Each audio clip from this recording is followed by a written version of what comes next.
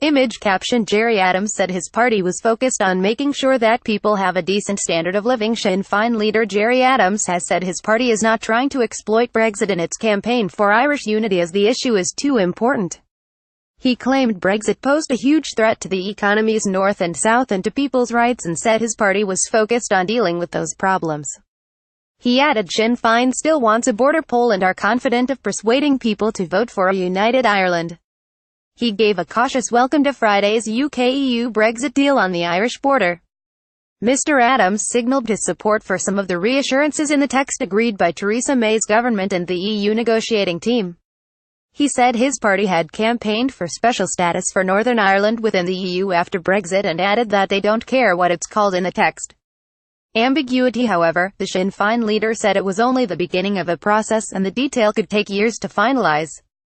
Our position is for special designated status. Clearly the North has a special status, he said. Clearly the Good Friday Agreement has been put front and centre in terms of all of this. Clearly the issue of the border has been put front and centre. There is ambiguity around some of the detail.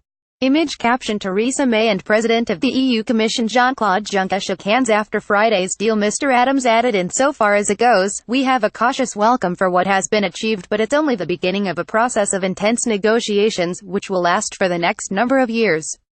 He explained that his party was particularly concerned by the insistence that Northern Ireland will leave the single market and customs union along with the rest of the UK. No surprise that Sinn Féin leader was asked to respond to criticism that his party was more interested in weakening Northern Ireland's position within the UK than in addressing the questions raised by Brexit.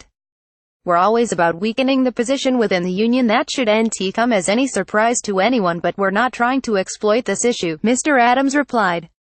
It's too big an issue.